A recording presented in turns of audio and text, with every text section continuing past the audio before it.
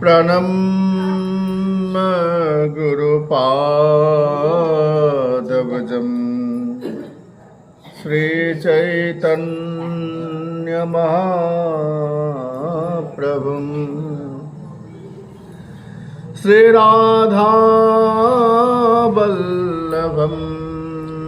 कृष्णं भागवतम् उपास्महे। निगमकल्पतरोर्गलितं फलं सुखमुखादमृतद्रवसंयुतं पीबत भागवत रसमालयम् मुहुरः रसिका भुवि भावुकाः। शतचिदानन्दरूपाय विश्वोत्पत्त्यादिहेतवे तापत्रय विनाशाय श्रीकृष्णाय वयं नमः। अनार्पितचरिं चिरात् करुणयावतीर्ण कलो समर्पयितुं उन्नतोज्ज्वलरसां सभक्ति श्रेयम् नित्यानन्दमहं वन्दे करनिलं वेतमौक्तिकम् चैतन्याग्रजरूपेण पवित्रकृतभूतलम् वाञ्छाकल्पतरोर्भ्यश्च कृपासिन्धुर्भैव च पतितानं पावनेभ्यः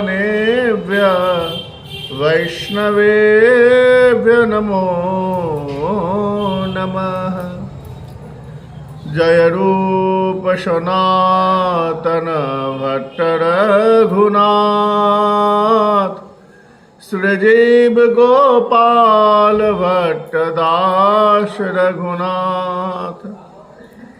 এই ছয় গোসাঁয়ের করি চরণ বন্দন যাহা হইতে বিঘ্ন নাশ হয় অভীষ্ট পুরম। हे कृष्ण करुणा सिंधु दीनबंध जगतपते गोपेश गोपिका कांत राधा कांत नमस्तुते। हरे कृष्ण कृष्ण कृष्ण हरे हरे हरे राम राम राम हरे हरे। जय जय श्री ताई गौर सतनाथ प्रमानंदे हरे हरे बोल।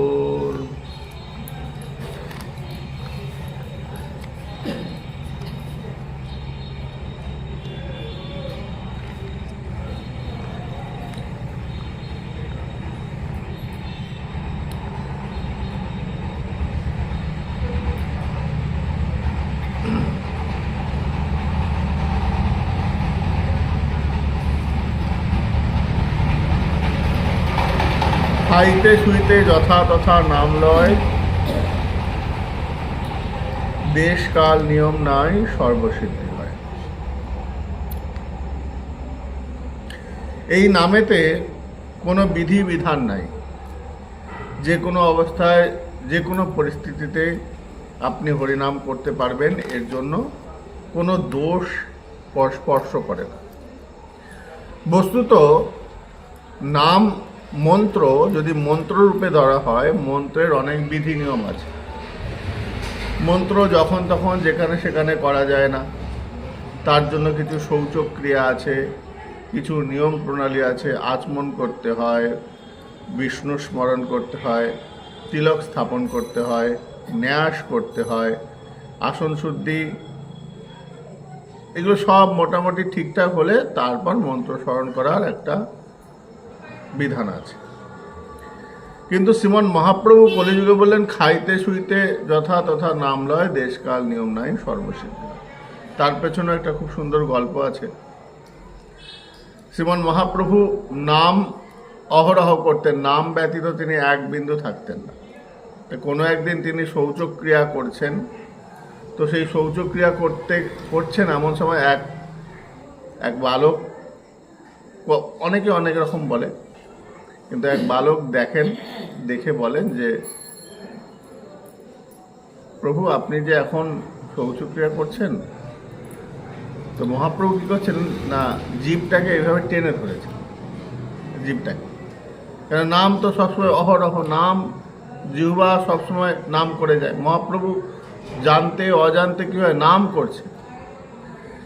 এখন জিহ্বা নাম করে যায়, এটা জিহ্বার স্বভাবে পরিণত হয়ে গেছে। কোনো জিনিস কন্টিনিউ একভাবে করতে করতে কী হয়, তার একটা নিজস্ব স্বভাবজাত ক্রিয়া এসে যায়।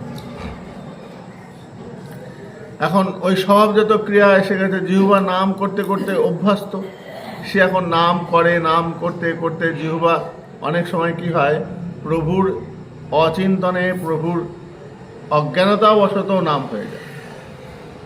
তো ওই জন্য প্রভু জানেন যে আমার জিহ্বা আমার নিয়ন্ত্রণে নেই, জিহ্বা তার নামের প্রতি সমর্পণ হয়ে এসে গেছে। তো প্রভু জেনে গেছেন যে আমার জিহ্বা নামের প্রতি সমর্পণ এসে গেছে, তা আমার অজান্তে হয়তো করে ফেলবে। তাই যখন শৌচকার্য করছেন তখন জিহ্বাটাকে ধরেছেন, যাতে জিহ্বা নাম না করে।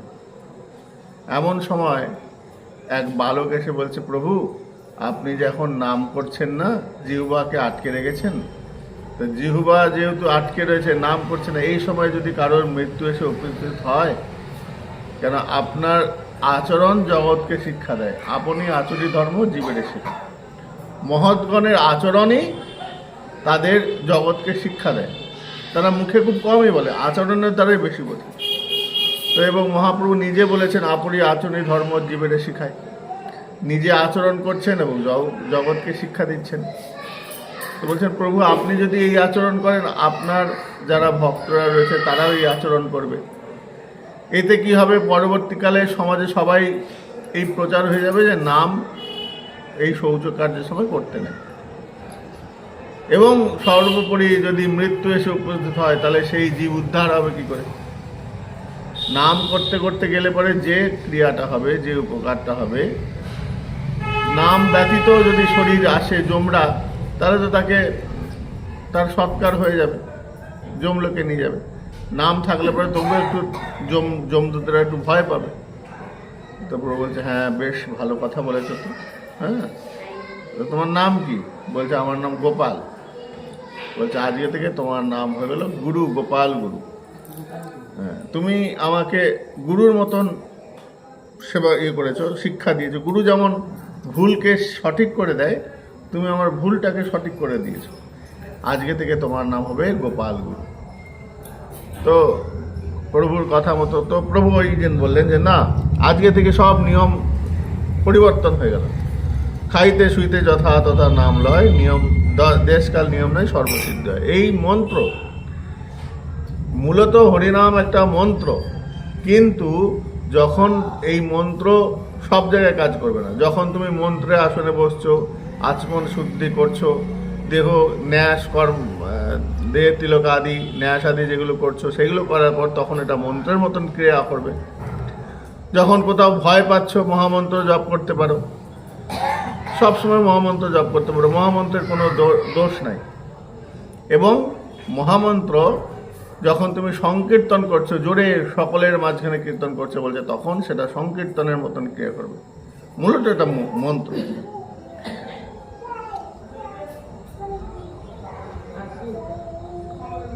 কলির মানুষকে নিয়ে বিচার করুন। বাস্তব নিয়ে তো কথা বলতেই হবে। যে বাস্তবতা নিয়ে আমরা চলছি, এখন ধ্যান যদি ধর্ম হতো, আপনি কি করতে পারতেন? যজ্ঞ যদি যুগ ধর্ম হতো, আপনি করতে পারতেন? কলিযুগের মানুষকে জিজ্ঞাসা করছে। আপনি কি করতে পারতেন? এখন যদি সেবা অর্চনা আদি তোমার ধর্ম হতো তাহলে কি করতে পারতেন? আপনি আজকে এখানে, কালকে ওখানে, পরশু অন্য জায়গায়, বিভিন্ন কাজে ব্যস্ত, পেটের চিন্তায় অস্থির। আপনি যজ্ঞ করবেন কখন এই বোধ আপনাদের নাই। চলে যাচ্ছে নাকি? এখনই যাচ্ছিস? এখন বেরিয়ে যাচ্ছিস? আচ্ছা, ঠিক আছে।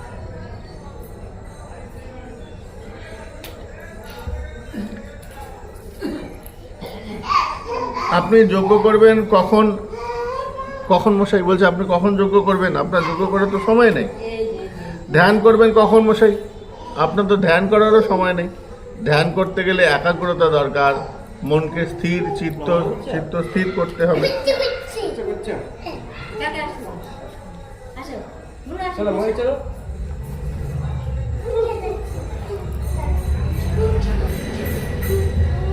তা আপনি অর্চনা করবেন কখন? অর্চনা করতে গেলে ফুল চয়ন, ফুলের সঙ্গে চন্দন মিশ্রণ, অনেক রকম কাজ, মনোসংযোগ চাই। তো সেটা কি করে পারবেন?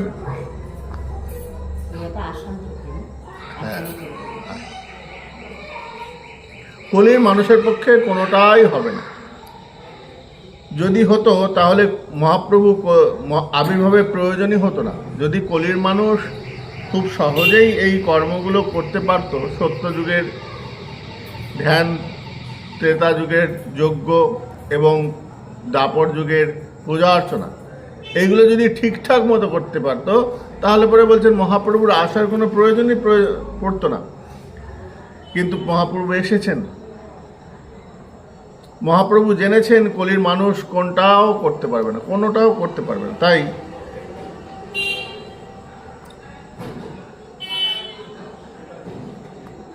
কেউ বলে মনে করছেন যে সে নাম মাত্র এসেছেন, এই নামটা প্রচারের জন্য। বলছেন এটা মুখ্য উদ্দেশ্য নয়। কলির জীবকে, এই কলির মানুষকে এই ভগবতমুখী করার জন্য, এবং তারা পথভ্রষ্ট হয়ে যাচ্ছে, সেই পথভ্রষ্টকে আবার সঠিক পথে আনার জন্য মহাপ্রভুর আবির্ভাব। বামন অবতার, সেই বামন অবতার কলিযুগ নয়, সত্যযুগ। বামন অবতারে বলিরাজার উপাখ্যানে আছে, বলিরাজার সর্বস্ব নিয়ে নিয়েছেন ভগবান। যজ্ঞ তখন পূর্ণ হয়নি, যজ্ঞের মাঝামাঝি সময়ে ভগবান গিয়ে পৌঁছে গেছেন। তারপর লণ্ডভণ্ড হয়ে গেল, সব নিয়ে গেলেন ভগবান ত্রিপাদ ভূমিতে। তারপর ভগবান ডেকেছেন শুক্রাচার্যকে, বলেছেন আপনার যজমান বলি তার যজ্ঞ তো শেষ হয়নি, আপনি যজ্ঞটা শেষ করুন, পরে বলছেন। তখন শুক্রাচার্য বলেছিলেন, প্রভু জগদীশ্বর, এখনও কি বলির যজ্ঞ বাকি আছে? তখনকারের কথা, সত্যযুগের কথা। কি না, মন্ত্রতন্ত্র ছিদ্রম দেশ কালার্হ বস্তুতা সর্বম করোতি নিশ্ছিদ্রম মনু সংকীর্তনৌতবা। মন্ত্রে যা ত্রুটি আছে, তন্ত্রে যা ত্রুটি আছে, স্থানে যা ত্রুটি আছে, সময়ে যা ত্রুটি আছে, এবং সর্বোপরি দ্রব্যে যে ত্রুটি আছে, এগুলোর সব সমাধান করলেও তবে যজ্ঞের ফল হবে। সেই সত্যযুগ থেকেই ত্রুটি লক্ষিত হচ্ছে। হতে পারে ত্রুটি মন্ত্রে, হতে পারে তন্ত্রে, দেশ কাল দ্রব্য, ত্রুটি থাকতেই পারে। তাই যজ্ঞের আদিতে এবং অন্তে চিরকালই ব্যবস্থা আছে। কি ব্যবস্থা আছে? আদাবন্তে চ মধ্যে চ হরি সর্বত্র গীয়তে। বলছেন ত্রুটি নেই এমন জিনিস নাই, ত্রুটি সব কিছুতেই রয়েছে। যজ্ঞ করতে গেলে প্রচুর ত্রুটি, তাহলে ত্রুটি থাকবে, কিন্তু একটা বিশেষ ব্যবস্থা আছে। ত্রুটিটাকেও যে জায়গায় ত্রুটি হয়ে যাবে, সেই ত্রুটির ক্ষতস্থানকে পূরণ হয়। কিভাবে পূরণ হয় না, আদ্যাবন্তে চ মধ্যে চ হরি সর্বত্র গীয়তে। আপনি যজ্ঞ করছেন, বেশ ভালো কথা। কেন করছেন? যে কারণেই করুন, পুত্রার্থে, বা কেউ হয়তো ভালো সন্তান পাওয়ার জন্য করে, কেউ রোজগারের জন্য করে, অর্থের জন্য করে, বাড়ির মঙ্গলের জন্য বিভিন্ন ভাবনা দিয়ে ওই যজ্ঞ করে। যজ্ঞের ব্যবস্থা কি, মন্ত্রে কি বলা আছে, আগে আপনাকে আচমন করতে হবে। আপনি যজ্ঞ করছেন ইন্দ্রের উদ্দেশ্যে বা কারুর উদ্দেশ্যে, আপনাকে পুরোতে এসে আচমন করাবে, বলবে নম বিষ্ণু নম বিষ্ণু নম বিষ্ণু 3 বার বলুন, দিয়ে জলপান করুন। আমি যজ্ঞ করতে যাচ্ছি, যজ্ঞের মন্ত্র পড়ব, আর নম বিষ্ণু নম বিষ্ণু নম বিষ্ণু কেন বলবো? প্রশ্ন উঠতে পারে যে আমরা যজ্ঞ করবো, এখানে নম বিষ্ণুর কি প্রয়োজন আছে? তারপরে আবার নম বিষ্ণু বলতে হাত জোর করে বলায় যে নম বিষ্ণু তদ বিষ্ণু পরম পদম সদা পশ্যন্তি সূরয় দিবিব চক্ষুরাত্মন, ঋগ্বেদের মন্ত্র বলছে এই মন্ত্র বলায়। তো আমি এই মন্ত্র কেন বলবো? বিষ্ণুর কথা কি জন্য? পুজো তো হবে ইন্দ্রের বা অন্য কোনো দেবতার, অন্য দেবের পূজা হবে, তো এখানে বিষ্ণু মন্ত্র কেন বলবো? আবার হাত জোর করে বলাচ্ছে মাধব মাধব বাচি মাধব মাধব সিদ্ধি স্মরন্তি সাধব সর্বে সর্বকার্যেষু মাধব। তাহলে মাধবকে কেন হাত জোর করে প্রণাম করব? বেশ, আমি স্নান করে এসেছি গঙ্গা থেকে, স্নান করে ভালো করে সাবান দিয়ে ভালো করে সাবান মেখে এসেছি, আর পুরোহিত মশাই বলছেন অপবিত্র অপবিত্র বা সর্বাবস্থাম গত বিবাহ যস্মরেত পুণ্ডরীকাক্ষম সবাজ্যভ্যন্তর সূচি। মানে আমি পবিত্র থাকি বা অপবিত্র থাকি, সর্বাবস্থাম গত বিবাহ যস্মরে, যখন হে পুণ্ডরীকাক্ষ যখন তোমার কথা চিন্তা করব, তখন আমার যা অপবিত্রতা আছে সেগুলো সব ভেতরে এবং বাইরে তুমি সূচি করে দাও। এখন এই মন্ত্র কেন বলবো? আমাদের মনে প্রশ্ন ওঠে, আমি তো গঙ্গা থেকে এই মাত্র স্নান করে এলাম, তাহলে গঙ্গায় পবিত্র হয়ে কি লাভ নেই? তাই না? প্রশ্ন উঠতেই পারে। ঠাকুরমশাই তখন মাথায় হাত, আরে মশাই এগুলো যজ্ঞের কর্ম। ঠাকুরমশাইকে যদি এগুলো বলা হয় পুরোহিত মশাইকে, যে পুরোহিত মশাই এগুলো কেন করব? পুরোহিত মশাই বলবেন যে এইগুলো যজ্ঞের করার আগের বিধি, এগুলো করতে হয়, প্রত্যেককে করতে হয়, তারপর যজ্ঞ আরম্ভ হয়। আবার যজ্ঞ শেষ হওয়ার পরে আবার ব্রাহ্মণ মশাই বলছেন অজ্ঞানাৎ যদি বহু মোহাত, বাড়ি যাও বাড়ি যাও বাড়িতে যাও, এটা খেলার মাঠ নয়। অজ্ঞানাৎ যদি বহু মোহাত প্রচ্ছবেতা ধ্বরে সূচক। আমার অজ্ঞানতাবশত যদি কোনো অক্ষর বা মন্ত্র ভুল হয়ে যায়, তাহলে হে প্রভু আপনি সম্পূর্ণ করে দিন। তাই আমি শ্রীহরির নাম স্মরণ করছি, তাই নম বিষ্ণু নম বিষ্ণু নম বিষ্ণু। এবার শেষকালে এটা বলিয়ে নেয়, যজমান তো জানলো না, সে জানলো আমার যজ্ঞের ফল হলো কোথা থেকে? এই কাপড় গামছা চাল কলা ঘি এইসব দ্রব্যাদির দ্বারা আমি এগুলো দিয়েছি বলে যজ্ঞের ফল আমি পাচ্ছি। কিন্তু এই যে মন্ত্র যে কাজ হচ্ছে, মন্ত্র এটাকে সে ধরে না। ঋষি জানলো যজ্ঞের ফল কি দিয়েছে, আদি অন্তে হরিনাম সংকীর্তন যজ্ঞের ফল দিয়েছে। অর্থাৎ ওই কোথাও কোথাও যে ত্রুটি হয়, দেখবে কীর্তনের শুরুতে, এই যজ্ঞের শুরুতে নাম সংকীর্তন শুরু হয় এবং যজ্ঞ শেষ হওয়ার পরেও নাম সংকীর্তন চলে, এটা আমরা ভালো করেই জানি। হরিনাম সংকীর্তন যজ্ঞের ফল দিয়েছে, যজমান তো জানলো না। সেই যে রাজার গল্প আছে, রাজার শূলব্যাধি হয়েছে, ভয়ানক যাতনা শূলব্যাধির, কত কত চিকিৎসা কবিরাজ এসে তার ঠিক নাই। রাজার লোক অবধূত, ঘরে যাও ঘরে যাও, ঘরে নিয়ে যাও, যাও বলটা ঘরে নিয়ে যাও। হ্যাঁ হ্যাঁ। তো রাজা কি করেছেন? কবিরাজ ডেকেছেন, মানে বৈদ্যকে ডেকেছেন। শূল ব্যাধি একটা বিশেষ ধরনের ব্যাধি হয়েছে, রাজার লোক অভাব তো নাই, সুতরাং সব চিকিৎসককে ডাকা হয়েছে, চিকিৎসাও করছে, কিন্তু ভালো হয়নি। তখন রাজা ঢের দিল, অর্থাৎ ঢেরি পিটিয়ে দিল, বললো যে আমার এই শূল ব্যাধি সারাতে পারবে ঔষধের দাম ছাড়া তাকে আরও 10,000 পুরস্কার দেওয়া হবে। মানে যে ওষুধটা দেবে সেই ওষুধের দামটা বাদ দিয়ে তাকে 10,000 টাকা অতিরিক্ত দেওয়া হবে। বেশ, খুব ভালো কথা। এবার যে ঢেড়া পেটায় সে রাস্তা, আগেকার দিনে, এখন তো এগুলো বন্ধ হয়ে গেছে, এখন মাইকে মাইকে বলে। হ্যাঁ, এখন মাইকে অ্যানাউন্স করতে করতে যায়। আগে এটা বড় একটা ঢাক নিয়ে একজন লোক ঢাক পিটাতে পিটাতে কোনো একটা গ্রামে গেল, সব লোক জড়ো হলো, সবাইকে এই সংবাদটা পৌঁছে দিল। একজন হাতুড়ে কবিরাজ ছিল, সে লেখাপড়াও খুব একটা জানে না।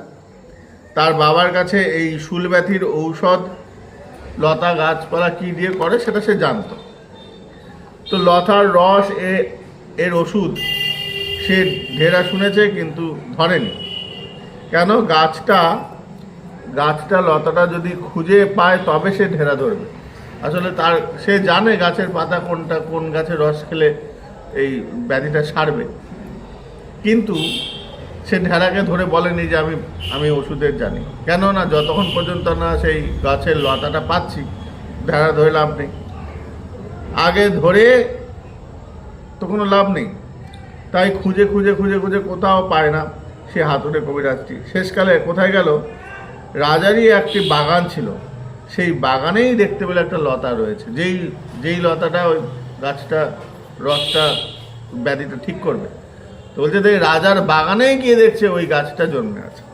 রাজা জানে না, রাজা ওর যে ক্রিয়া, ওর যে গুণ রাজা জানে না। রাজা এমনি বাগান করেছে, বাগানের মধ্যে রয়েছে। রাজার ওই বাগান ছিল, সেই বাগানেই লতা রয়েছে। সে কেউ কিছু না বলে ঢেরা ধরে আসলো, মানে ওই যে ঢেরা পেটেছে তাকে গিয়ে ধরেছে। বলল, আমি তোমার রাজার শরীর ঠিক করে দেবো। আগে জেনে নিয়েছে ওষুধটা কোথায় আছে। তাহলে চলো রাজার কাছে। এবার সেই ব্যক্তি কবিরাজ রাজার কাছে এলেন। রাজা বলেন, কি কবিরাজ, আমাকে ভালো করতে পারবে তো? তখন ওই যে কবিরাজ সে বলছে, হ্যাঁ হ্যাঁ মহারাজ, আমি পারবো, তবে ওষুধ দাও। রাজা বলে, ওষুধ দাও। এ কি বলছেন মহারাজ? কবিরাজ হাতুড়ে বটে, কিন্তু খুব চালাক। সে ভাবে রাজা লোক খুব অনুষ্ঠান প্রিয়। রাজা ধনীরা অনুষ্ঠান প্রিয় হয়। যে যত অনুষ্ঠান করতে পারবে তাদের প্রতি রাজা তত প্রসন্ন। অর্থাৎ রাজারা খামখেয়ালি তো। হ্যাঁ, ওষুধ দিল, টুক করে সেরে গেল, রাজা ভালো লাগবে না। একটু বেশ আড়ম্বর সহকারে বিশাল কিছু করে অনেক কিছু লোকজনকে জানিয়ে যদি করা হয়, তাহলে পরে রাজা খুশি হবে। তো কবিরাজ মশাই বলছেন, মহারাজ এইভাবে কিভাবে হবে? বলে, কিভাবে হবে? বলে, অনুষ্ঠান করতে হবে। বলে, হে মহারাজ, আপনি একজন রাজা লোক, সাধারণ লোক নয়। এই এলাম আর একটা ওষুধ বানিয়ে দিলাম, তাতে কি কখনো আপনার রোগ ভালো হবে? বলছে, আপনি বড় লোক মানুষ, রাজা মশাই, আপনাকে এসে ওষুধ দিলাম আর রোগ ঠিক হয়ে যাবে? রাজা বললেন, ঠিক আছে, বলো কি করতে হবে। যতগুলো কবিরাজ এসেছিল তারা এসে বড়ি দিয়ে অনেক রোগ, মানে অনেক ওষুধ দিয়ে গেছে। কবিরাজ বলে, আগে রোগ নির্ণয় করতে হবে, আপনার কি রোগ হয়েছে সেটা জানতে হবে। আগে তো অনেক ওষুধ খেয়েছেন, এখন কি হয়েছে? আপনি অনেক ওষুধ খেতে খেতে ওই রোগটা তো হয়েই রয়েছে, আরও নতুন ব্যাধি আপনার শরীরে বাসায় বাঁধতে পারে। আগে আপনাকে পরীক্ষা করতে হবে। কী করতে হবে না, কাল সকালবেলা উঠে সূর্য উদয়ের সময় আপনার নাড়ি পরীক্ষা করব, তারপর রোগ নির্ণয়ের পরে কথা বলবো আপনার কি কি করতে হবে। রাজা ভাবছে, এ তো খুব বড় বড় বৈদ্য, সাধারণ বৈদ্য নয়। আগে যারা এসেছিল, হ্যাঁ, দেখলো, সঙ্গে সঙ্গে ওষুধ দিয়ে দিয়েছে। আর ইনি তো খুব বড় মাপের মনে হচ্ছে বৈদ্য।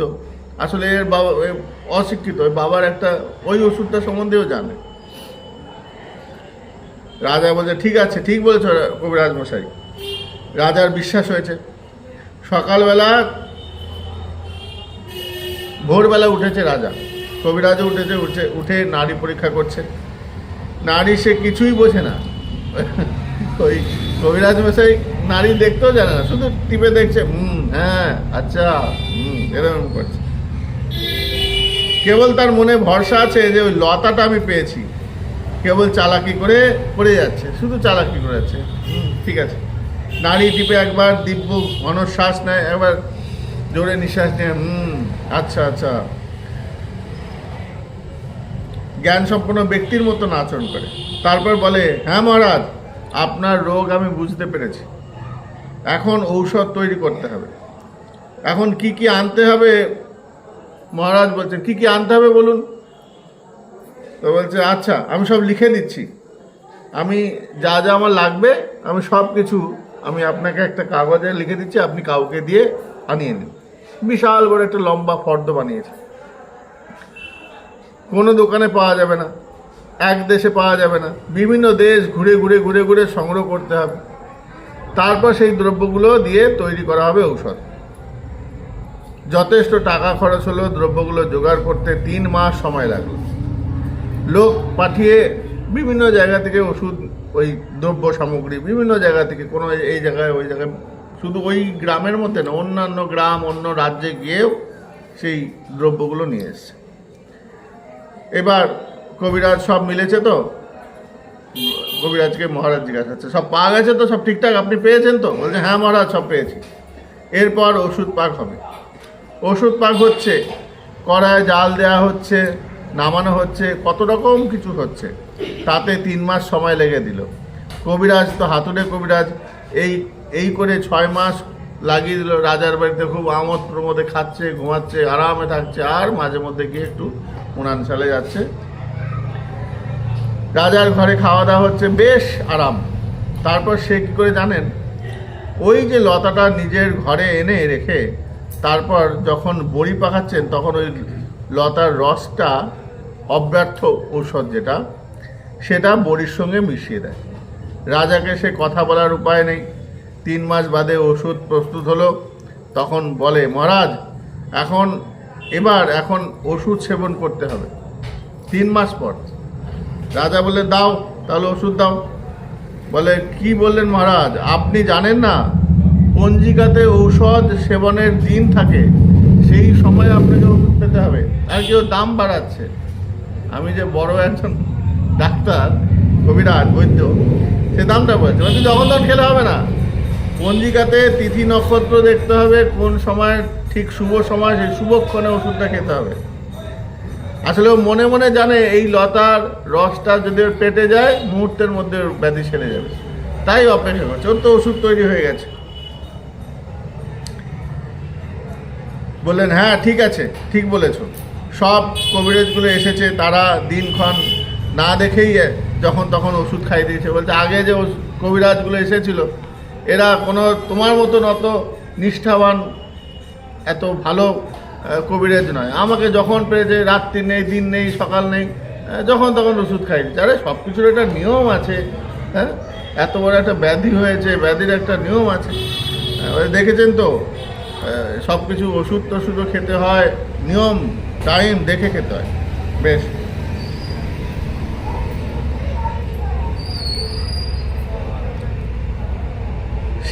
সে নক্ষত্র দেখে মিলিয়ে বললেও, অর্থাৎ একজন পঞ্জিকাকে দেখে ডাকলো, সে পঞ্জিকা দেখলো, অমুক দিন অমুক সময় আপনার ওষুধ সেবন হবে। ওষুধ সেবন শুরু হলো। তারপর খেয়ে আরও 3 মাস কাটলো। রাজার অসুখ সেরে গেল, রাজা ভালো হয়ে গেল। কবিরাজ জিজ্ঞাসা করলো, মহারাজ, আপনি কি সম্পূর্ণ সুস্থ তো? রাজা বলেন, হ্যাঁ আমি একদম সুস্থ। তাহলে এখন আমি যেতে পারি? রাজা বলেন, হ্যাঁ, তোমার ঘোষিত এই পারিতোষকটা, তুমি যে এই যে পরিশ্রম করেছো, সেই পরিশ্রমের টাকাটা তো নিয়ে যাও। এতদিন কঠোর পরিশ্রম করলে, তা পরিশ্রমের টাকা না নিয়ে তুমি যাবে? 10,000 টাকা, তার সঙ্গে নতুন ভালো ভালো কাপড়, বাড়ির জন্য আরও লাড্ডু মিষ্টি, ভালো কাজ করেছে, এইসব রাজামশাই ওই কবিরাজকে দিলেন। যেতে যেতে আবার ফিরে আসছেন। রাজা বললেন, তুমি আবার ফিরে এলে, কি ব্যাপার? অর্ধেক রাস্তায় গিয়ে আবার ওই কবিরাজ ফিরে এসছেন। কবিরাজ বললেন, মহারাজ, সত্য কথাটা না বলে যাচ্ছিলাম না, মনে বড় কষ্ট হচ্ছিল, একটা সত্যি কথা বলি, সেই জন্য মনটা খুব খারাপ লাগছিল, তাই সত্যি কথাটা বলে যাই, তাই আবার ফিরে এলাম। মহারাজ বলছে, আবার কি সত্যি কথা? তুমি তো আমার ব্যাধি সে ঠিক করে ফেললে, সব ঠিক হয়ে গেল, আবার সত্যি কথা বলতে এসছো, কি ব্যাপার? এই যে আপনাকে ওষুধের তালিকাটা দিয়েছিলাম, আপনাকে যে ওষুধের তালিকাটা দিয়েছিলাম, এটা সম্পূর্ণ বৃথা। যেই বলেছে মহারাজের ভুরুটা একটু উপরে উঠেছে, কি ব্যাপার, কি কথা বলছে? বলছে এই যে আপনাকে 3 মাস ধরে এত সেবা, এত কিছু রান্না বান্না, এত কিছু করছিলাম, বলছে এগুলো সব বৃথা। ওই যে এত দ্রব্য আপনি সংগ্রহ করে নিয়ে এসেছিলেন, 3 মাস লোক পাঠিয়ে এখান থেকে ওখান থেকে নিয়ে এসেছিলেন, এর কোনোটাই ঔষধের অংশ নয়। আপনার ওষুধ আপনার বাগানের মধ্যে ওই অমুক গাছের লতার রসটাই ওষুধ, ওইটা খেলেই আপনি ঠিক হয়ে যেতেন। রাজা বললেন, তুমি কেন আগে বললে না? তাহলে এত খরচ করতাম না, লোক পাঠাতাম না। কবিরাজ বললেন, তাহলে আপনি ঔষধ খেতেন না। আপনাকে যদি বলতাম আপনার ঘরের কোনায় ওই আপনার ড্রেনের পাশে ওষুধটা রয়েছে, তাহলে আপনি এত ওষুধের মর্যাদা দিয়ে খেতেন না, গুরুত্ব দিতেন না। কি আবল তাবল বলছে, ফ্রিতে অ্যাডভাইস কেউ নিতে চায়? তাই অ্যাডভাইস দেওয়ার আগে কিছু নিতে হয়। বলছে আমি যদি বলতাম যে আপনার বাড়ির পাশে ওই ড্রেনের পাশে ওই ওষুধটা রয়েছে, আপনি তখন মানতেন না, কেননা আপনার অলরেডি কত কবিরাজ বড় বড় বৈদ্য রেখেছেন, তারা অর্থের বিনিময়ে ওষুধ তৈরি করে দিচ্ছে, আর আমার একটা সামান্য কথায় আপনি গুরুত্ব দিতেন না।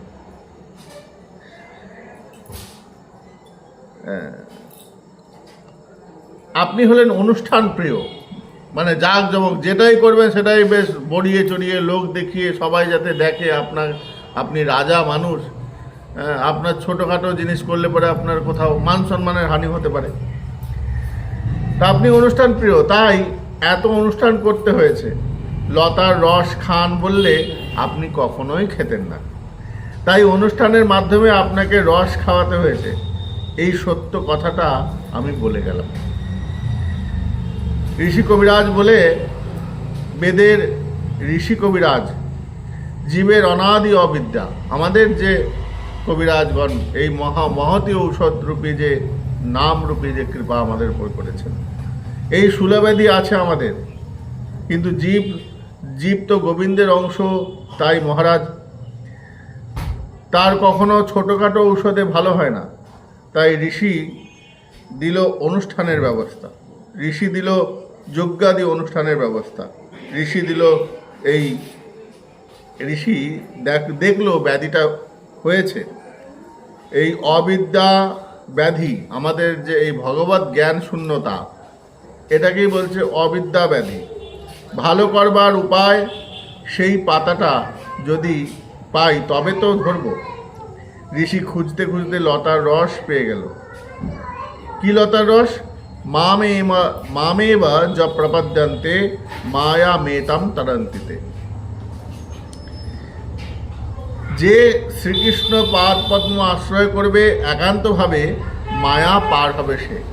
আসলে জীব মাত্রই নিত্য কৃষ্ণ দাস, এটা আমাদের বোধ আছে, কিন্তু আমরা স্বীকার করি না।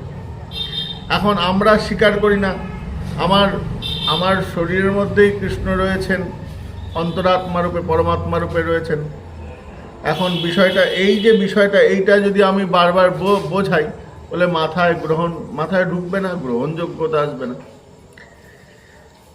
তাই ঋষিরা কি করলেন, বলেন ওই যতক্ষণ না রসটা খুঁজে পাচ্ছে, গাছের লতাটা খুঁজে পাচ্ছে, ততক্ষণ এর সার্থকতা বোঝানো যাবে না।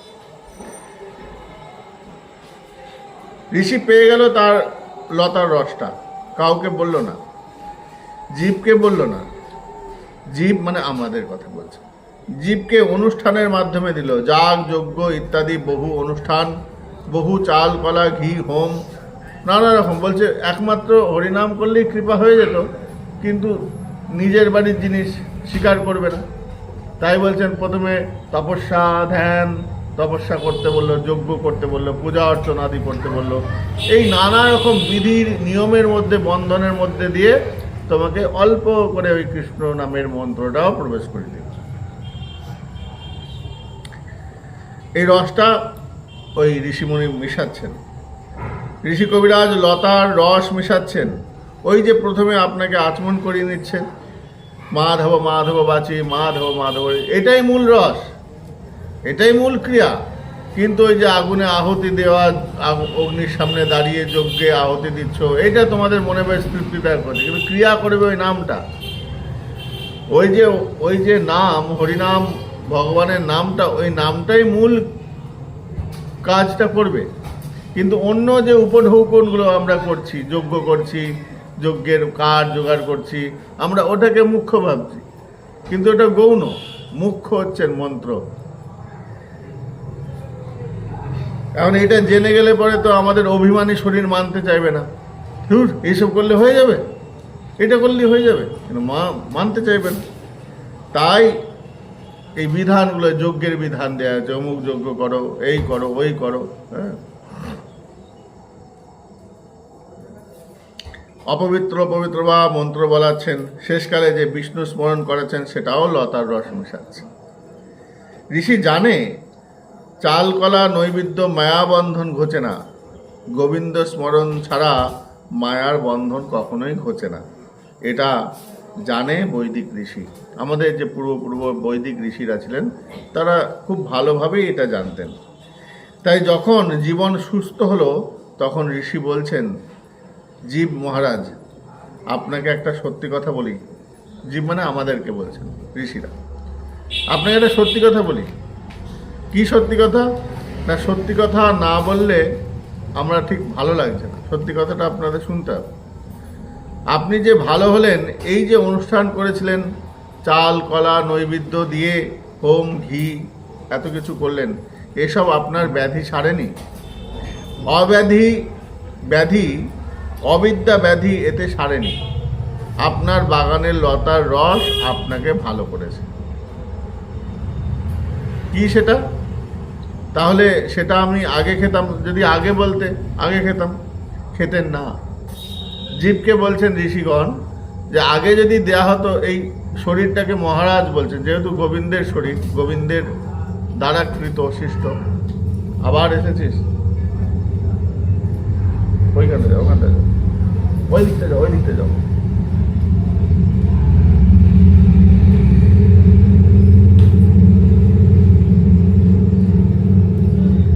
এই যে অবিদ্যারূপী ব্যাধি, এটা সারত না। আপনি কোনোদিনই গ্রহণ করতেন না যদি বলতাম যে আপনার ঘরেই এই রসটা রয়েছে, ওই গাছের অমুক লতার রসটা রয়েছে, তাহলে রোগটা, আপনি এই ওষুধটা গ্রহণ করতেন না। তেমনি যে ঋষিগণ বলছেন, বৈদিক ঋষিগণ বলছেন, যদি আমরা আগে থেকেই বলতাম যে মহামন্ত্র জপ করলে পরেই, কৃষ্ণ নাম, ভগবানের নাম মন্ত্র জপ করলে পরেই তোমার সব ব্যাধি, অবিদ্যারূপ ব্যাধি নষ্ট হয়ে যাবে, তাহলে পরে তখন এই মন্ত্রকে গ্রহণ করতেন না আপনি। দেহটা হলো আপনার বাগান, মনুষ্য দেহ হলো আপনার বাগান। এতে একখানা লতা আছে, জিহ্বা নামে একটি লতা আছে। তাতে যে রস আছে, সেই রসটার নাম হলো গৌর গোবিন্দের নাম সংকীর্তন।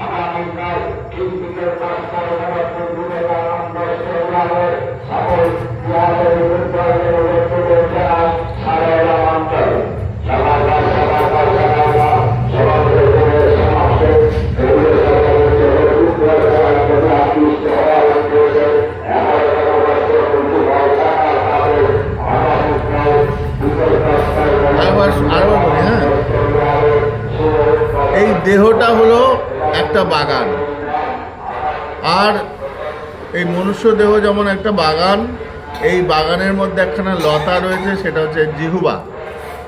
আর এই জিহ্বার মধ্যে একটা রস আছে, যেটার নাম হলো গৌর গোবিন্দের নাম, রস সংকীর্তন। এই সংকীর্তন রূপী গৌর গোবিন্দের নাম রূপী যে রস, এই লতার রস, এতেই আপনি ভালো হয়েছেন। অর্থাৎ এই যে আমরা মন্ত্র স্মরণ করছি বা আমরা মহামন্ত্র সংকীর্তন করছি বলতে, এটাই অবিদ্যা নামক যে ক্রিয়াটা, ব্যাধিটা, সেই ব্যাধিটা ঠিক করবে। সুতরাং নাম সংকীর্তন এমনি মহামান্বিত। শাস্ত্র বলেন, আমাকে বৃন্দাবনে প্রাচীন সাধু একটি গল্প বলেছিলেন। শাস্ত্র এক জায়গায় বলছেন, এক বেশ্যা আসক্ত ব্যক্তি ছিল। সে ধনী ব্যক্তি, তার ধন সম্পত্তি বহু ছিল।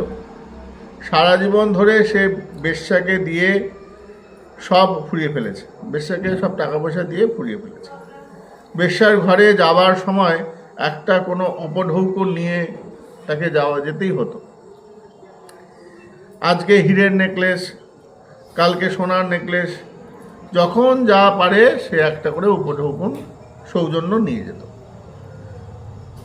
তার সংসার নাই, সে একাই, কিন্তু অনেক সম্পত্তি, অনেক ধন, প্রচুর টাকা পয়সা থাকলে পরে যা হয়, বেশি টাকা পয়সা থাকলে উদারতা বেড়ে যায়, এবং তার সঙ্গে তার চরিত্রের দোষ থাকলে পরে এরকম।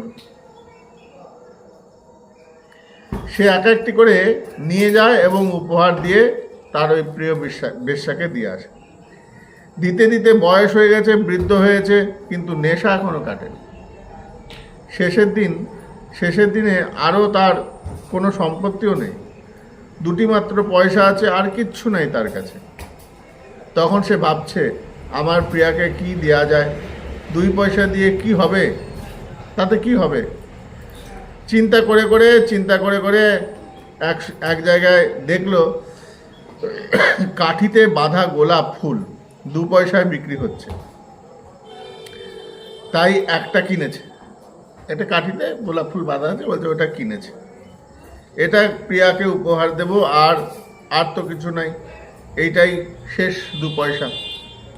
উপহার দেবে বলে ফুলটা নিয়ে যাচ্ছে বুড়ো আর তার প্রিয়া বেশ্যার ঘরে।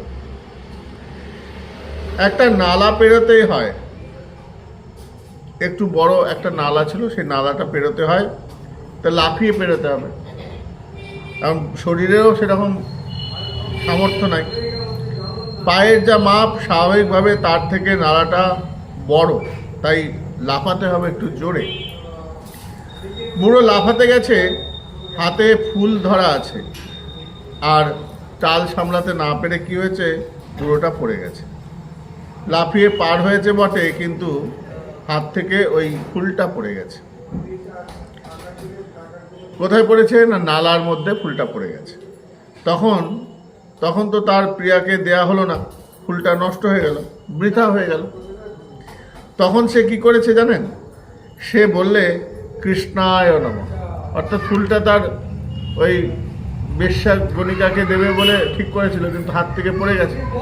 এখন ফুলটা পড়ে গেছে রাস্তায়, বলছে ওটা নষ্ট যাবে, তো ফুলটা যেই পড়ে গেছে, ড্রেনে পড়ে গেছে, বলছে কৃষ্ণায় নমঃ। আমাদের একটা প্রবাদ বাক্য আছে, উড়ে খই গোবিন্দায় নমঃ। একটা লোক খই নিয়ে যাচ্ছে ঝুড়ি করে, এখন হঠাৎ করে ঝড় দিয়েছে, ঝড়ে খই সব উড়ে চলে যাচ্ছে, তো বলছে খইগুলো নষ্ট হবে, বৃথা যাবে, উড়ে খই গোবিন্দায় নমঃ, হে গোবিন্দ তোমাকে সমর্পণ করো। সেরকম আর কি, ফুলটা নষ্ট হয়ে গেল, প্রিয়াকে দেয়া হলো না, কিন্তু কৃষ্ণায় নমঃ বলে সে চলে গেল। সেই রাত্রেই সে বেশ্যার ঘরে মরে যায়। তাকে নিয়ে গেছে যমদূতেরা যমালয়ে। যম বলছে, দেখো হে চিত্রগুপ্ত, এই পাপ পুণ্যের হিসাবটা একবার দেখো তো। চিত্রগুপ্ত পৃষ্ঠা উলট পালট করে দেখছে, মহারাজ এর পুণ্য বলে কিছুই নাই, এর সারা জীবন যা অর্জিত করেছে পুণ্য বলে কিছু নাই, কেবল পাপ, অসংখ্য পাপ, সারা জীবন শুধু পাপ করে গেছে, কোনো ভালো কর্ম করে নাই, সৎকর্ম করে নাই, কোনো মানুষকে দান ধ্যান কিচ্ছু করে নাই, কোনো দরিদ্র সেবায়, তার প্রচুর সম্পত্তি ছিল, প্রচুর টাকা পয়সা ছিল, কিন্তু সারাটা জীবন টাকা পয়সা ওই নোংরা কাজে ব্যবহার করেছে, জুয়া খেলেছে, হ্যাঁ, নোংরা কাজ, কোনো সাধারণ ভক্ত, কোনো দরিদ্র সেবায় কোনোদিন তার অর্থ ব্যয় করে নাই। তাই এর জীবনে কোনোদিন পুণ্য বলে কিছু নাই, সব পাপই পাপ। ধর্মরাজ বললেন, ভারতবর্ষে যে জন্মেছে তার পুণ্য লেশ নাই, একটু পুণ্য নেই, ভারত ভূমিতে জন্মেছে, পুণ্য তো থাকার কথা, কিছু তো সৎকর্ম করে।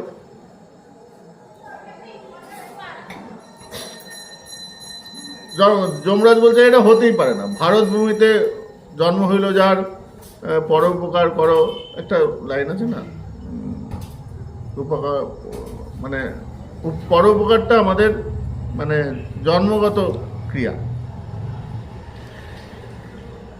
লাইনটা মনে পড়ছে না। করো উপকার করো, চৈতন্য চৈতন্যতে আছে। তো যমরাজ বলছে এই একটুও পুণ্য কিচ্ছু করে না, কোনো কোনো সৎকর্ম নেই এর মধ্যে। বলছে না মহারাজ, কোনো সৎকর্ম নাই। দেখ দেখ ভালো করে দেখ, কিছু তো ভালো কর্ম রয়েছে। ভারতবর্ষের ভূমিতে জন্ম, ভগবানের শ্রীভূমি, ভারতবর্ষ ভূমিতে ভগবানের আবির্ভাব হয়েছে, আর সেই ভূমিতে এত পাপ কর্ম করেছে, কিছু তো ভালো আছে। দেখ দেখ, চিত্রগুপ্তকে বলছে দেখ বাবু ভালো কিছু আছে নাকি দেখ। চিত্রগুপ্ত গুপ্ত আবার ভালো করে দেখছে। মহারাজ সবটাই পাপ, তবে একটা পুণ্য লেশের আভাস আছে। বলছে একটা হালকা করে পুণ্যের আভাস আছে। যমরাজ তখন চিত্রগুপ্তের দিকে তাকিয়ে বলছে কি কি সেই পুণ্য কাজটা বলো দেখি। তো চিত্রগুপ্ত বলছে মহারাজ মৃত্যুর দিনে ওর প্রিয়াকে দেবার জন্য একটা গোলাপ ফুল কিনে নিয়ে যাচ্ছিল, তবে সে দিতে পারেনি, সেই ফুলটা নালার মধ্যে পড়ে যায়। নালায় জলে ভেসে যাচ্ছিল ফুলটা, তখন এ বলেছিল কৃষ্ণায় নমঃ। অগত্যা ওইটুকু ফুলের, ওই যে ফুলের লেশ, ওটা পূর্ণ ভাগের মধ্যে পড়ে গেছে, ভগবানকে নিবেদন করেছে। তখন পাপীকে জিজ্ঞাসা করছেন যমরাজ, দেখো তুমি এই যে গোলাপ ফুল কৃষ্ণায় নমঃ বলে দিয়েছিলে, এই যে পূর্ণ লেশ ভাস, এর জন্য এই যমালয়ে যে গোলাপের উদ্যান আছে বৃহৎ, তাতে 5 মিনিট সময় তুমি পাবে ইচ্ছা মতো বিচরণ করতে। অর্থাৎ বলছে আমার যে বাগান রয়েছে, এই বাগানে 5টা মিনিট সময় পাবে, তুমি এখানে মন মতন ঘুরতে পারো। এবার খেলাটা ভালো, জিনিসটা শোনো। গোলাপের উদ্যানে আছে বৃহৎ, 5 মিনিট তুমি ইচ্ছা মতো বিচরণ করতে পারবে, তোমার বাধা দেব না। তারপর তোমার অনন্তকাল নরক ভোগ আছে। বলছে 5 মিনিট সময় পাবে, যেহেতু তুমি ভগবানকে ওই ফেলে যাওয়া ফুলটা তুমি নিবেদন করেছিলে, এই জন্য তুমি 5 মিনিট আমার এই বাগানে, যমরাজের বাগান আছে, সেই বাগানে তুমি 5 মিনিট ঘুরতে পারবে, তোমাকে কেউ বাধা দেবে না। পাপী বলে খুচরোটা আগে সেরে নি, বড়টা তো আমাকে ভোগ করতে হবে, খুচরো পাপ, খুচরো যে পুণ্যটা আছে সেটাই আগে ভোগ করে নি। 5 মিনিটের পুণ্য ভোগে গোলাপ বাগানে বেড়ান, সেটা আগে সেরে নি, তারপর নরক ভোগের কথা পরে চিন্তা করে। এখন দূতেরা গোলাপ ফুলের বাগানে ছেড়ে দিয়ে বলছে এখন আপনি যা ইচ্ছা তাই করতে পারেন, কোনো আপত্তি নেই। এই যে বাগানে দিলাম, আপনি যা ইচ্ছা তাই ফুল ছিঁড়ুন, ফুল কামড়ে খান, আপনাকে যমরাজ বলেছেন, যা কিছু করতে পারেন। 5 মিনিট, এই 5 মিনিট আপনার, মনে করুন এই 5 মিনিটের বাগানের মালিক হচ্ছেন আপনি। ও বেটা কি করেছে, বাঁশকে চেঁচে চেঁচে দুটো ধারালো কাঠি তৈরি করেছে, দুপাশে গোলাপের সারি আর মাঝখানে সরু পথ।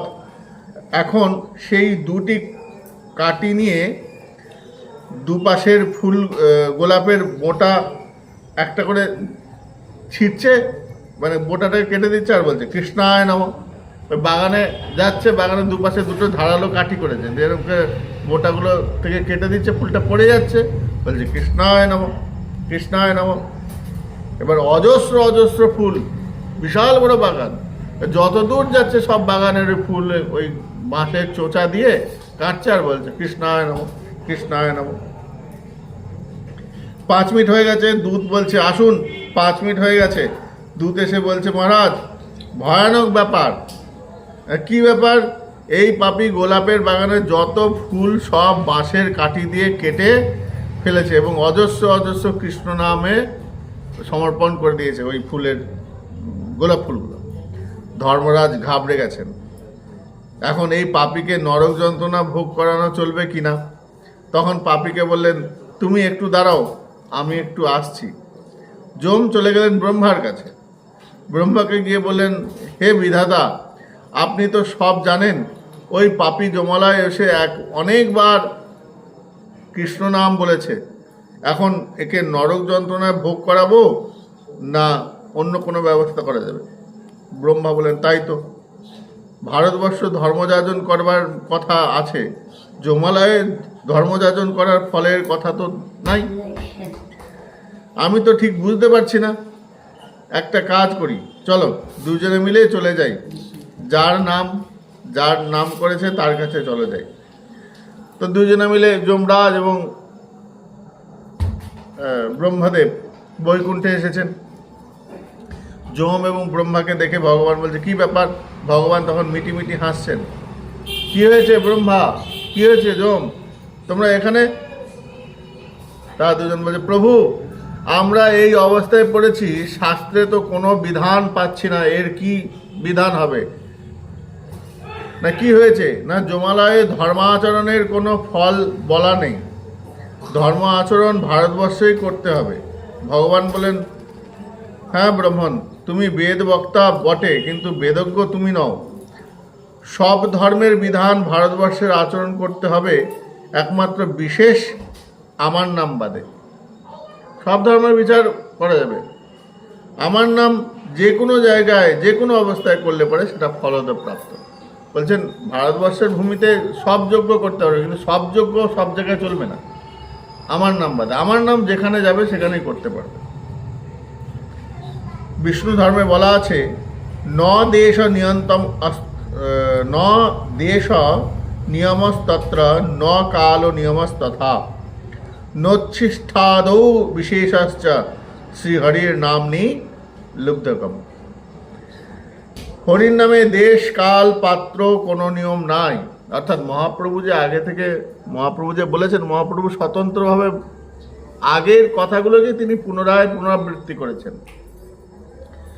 দেশকাল নিয়ম নয় সর্বসিদ্ধি হয়, এটা আগেই বিষ্ণু ধর্ম নামক এক গ্রন্থে আগে থেকে এটা বিবেচনা করা রয়েছে। মহাপ্রভু শুধু সেই অংশের অংশ বাংলায় একটা পদ্মা আকারে বলেছেন। হরিনামে দেশ কাল পাত্র কোনো নিয়ম নাই, যে কোনো দেশে যে কোনো সময় যে কোনো অবস্থায় হরিনাম করা যায়।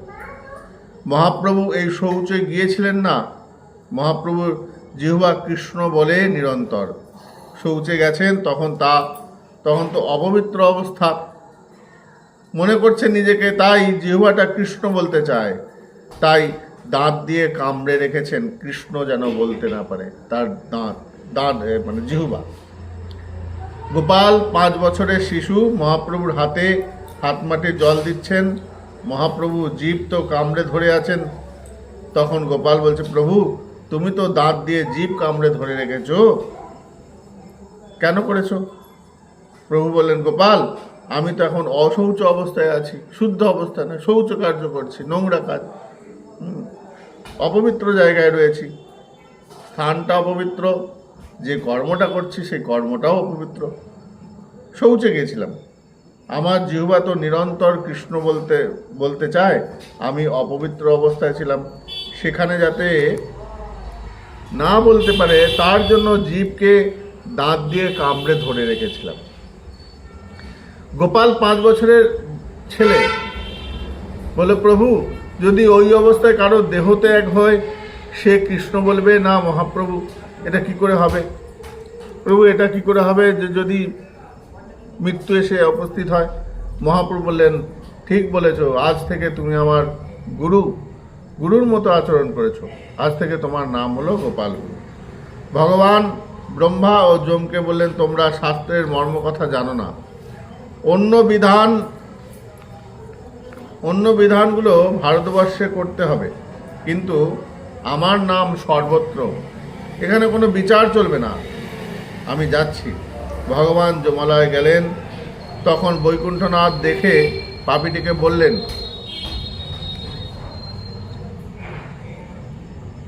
কে আপনি? আমি জানি না, কিন্তু আপনাকে দেখে আমার মনে এমন সন্তোষ জাগছে যে এখন যদি আমাকে অনন্তকাল নরক যন্ত্রণা দেয় আমার কোনো আপত্তি নেই। ওই পাপী বলছে, যখন প্রভুকে ভগবানকে দেখেছেন, ওই পাপী দেখার পর বলছে যে আমি আপনাকে চিনি না, কে আপনি আমি জানি না, কিন্তু এখন মনে হচ্ছে ওই অনন্তকাল নরক যন্ত্রণা ভোগ করলে পরেও আমার কোনো কষ্ট নেই, কেন আপনাকে দেখার পর আমার মনে এক অদ্ভুত অনুভব হচ্ছে। ভগবান বলছেন কোনো যন্ত্রণা নাই বাবা তোমার, তুমি সর্বপাপ মুক্ত হয়ে গেছো। আমি তোমার জন্য বহুদিন ধরে চিন্তা করছি। ভগবান বলছেন শুনুন, আমি বহুদিন তোমার জন্য চিন্তা করছি। যখন তুমি সমস্ত জীবনটা পাপ কার্য লিপ্ত হয়ে চললে, তখন তোমার জন্য চিন্তা করেছি এর কি গতি হবে। যখন শেষের দিন তুমি 2 পয়সার ফুল দিয়ে যাচ্ছিলে বেশ্যাকে দিতে, তখন তোমার হাত থেকে গোলাপ ফুলটা আমি ফেলে দিয়েছিলাম। আর তুমি, অর্থাৎ যে গোটা জীবন বিষাসক্ত, সে কখনো কৃষ্ণ নাম বলতে পারে না, বলার যোগ্যতা তো নেই, সে তো সারা জীবন বিশ্বাসক্ত ছিল। আমি তোমার মুখ দিয়ে কৃষ্ণ নাম বলিয়েছিলাম। জমালয়ে এসে তোমাকে যে 5 মিনিট সময় দিয়েছিল, এরা তাতে যে তুমি প্রতিটা ফুল কেটে 5 মিনিটে অজস্র ফুল আমাকে অর্পণ করেছিলে, এ বুদ্ধি তোমায় কে দিয়েছিল? আমি দিয়েছিলাম। সব সময় আমি তোমার সঙ্গে ছিলাম, আমি সব কিছু করেছি, অতএব কোনো পাপ তোমার হয়নি। এসো আমার সঙ্গে চলো। এই বলে গরুড়ের পিঠে তুলে বৈকুণ্ঠনাথ চলে গেলেন সেই পাপীকে নিয়ে। নামের মহিমা সর্বত্রই আছে।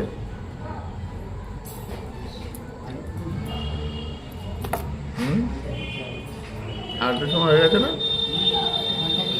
দিয়েছে? নামের মহিমা সর্বত্রই আছে। সেই হরিনাম মহাশক্তিমান হরিনাম, সর্বসাধারণ বরণ্য হরিনাম, যার জন্য মহাপ্রভু প্রথমেই শিক্ষাষ্টকের মধ্যে এই হরিনামের মহিমা বলেছেন। আজকে এখানে বিশ্রাম রাখি। জয় জয় শ্রী তাই গৌর সীতানাথ ব্রহ্মানন্দে হরি হরি बोल। जय जय